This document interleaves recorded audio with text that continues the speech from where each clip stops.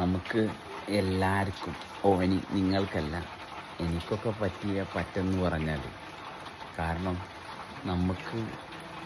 നമുക്കല്ല പിന്നെയും എനിക്ക് തന്നെ നമ്മുടെ ചുറ്റിലും പല മഹാന്മാരുടെ കഥകളും പല മഹാന്മാരുടെ ജീവിത ചരിത്രവും ഒഴുകി നടന്നെന്നല്ലാതെ നമ്മുടെ മാതാപിതാക്കളായാലും നമുക്ക് പ്രിയപ്പെട്ടവരായാലും കാരണവന്മാരായാലും ഇങ്ങനെ കുറേ ചരിത്രത്തിലുള്ള മഹാത്മാക്കളുടെ കഥകൾ മാത്രമേ അവർ പറഞ്ഞു തന്നുള്ളൂ.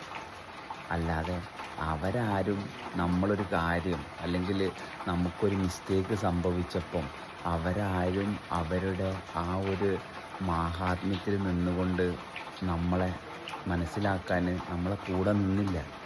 നമ്മൾ തെറ്റുകാരനാണെന്ന് മറ്റുള്ളവർ വിലയിരുത്തിയപ്പം അതിൻ്റെ കൂടെ ഇവരും തന്നെ നമ്മളെ തെറ്റുകാരാക്കി മാറ്റി. പിന്നെ ഞാൻ എന്നെയും തെറ്റുകാരനാക്കി. മനസ്സിലായോ?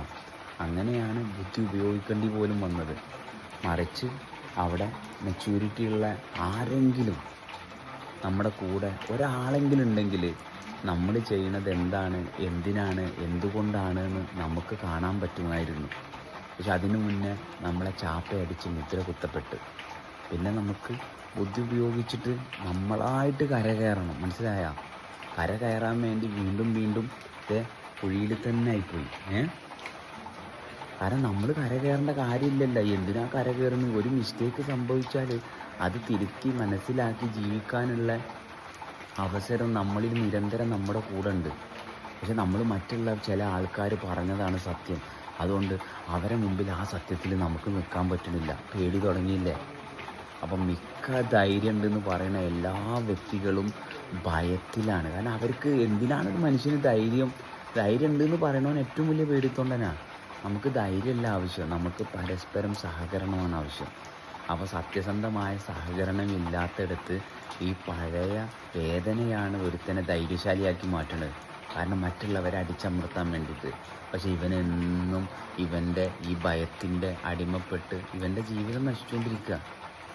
അപ്പോൾ സഹകരണത്തിന് നമുക്ക് ആരുമില്ലാത്തതാണ് ഇന്ന് നമുക്ക് എവിടെയെങ്കിലും കഷ്ടപ്പാടുണ്ടെങ്കിൽ അത് ഇൻഡിക്കേറ്റ് ചെയ്യണത്. അതിന് നമ്മൾ എന്ത് ചെയ്യണം? ആയിരിക്കുന്ന ആ അവസ്ഥ അനുഭവിച്ച് തുടരുക. അല്ലാതെ ഒരു ലേവലിൻ്റെയും ഒരു ജാതിയുടെയും മതത്തിൻ്റെയും ഒരു പ്രസ്ഥാനത്തിൻ്റെയും പുറകെ പോയിട്ട് ഒരു കാര്യമില്ല. നമുക്ക് എന്താണ് വേണ്ടത് അതിനെ കൃത്യമായിട്ട് അനലൈസ് ചെയ്ത് വളരെ സമാധാനത്തിൽ കാരണം നമ്മൾ ചത്തു പോവുകയാണെങ്കിൽ നമുക്ക് പന്നിയിറച്ചി തിന്നേണ്ടിയും ചാവണ സ്ഥലത്ത് കുടിക്കാൻ വെള്ളമില്ലെങ്കിൽ ചിലപ്പോൾ കള്ള് കുടിക്കേണ്ടി വരും. മനസ്സിലായോ? പക്ഷെ ഇതൊന്നും പറഞ്ഞ് ആരെയും ബോധിപ്പിക്കണ്ട. പക്ഷെ ചാവണില്ലെങ്കിൽ ഇതിൻ്റെ ഒന്നും ആവശ്യമില്ല. എത്രത്തോളം പച്ചവെള്ളം കുടിക്കാൻ പറ്റുമോ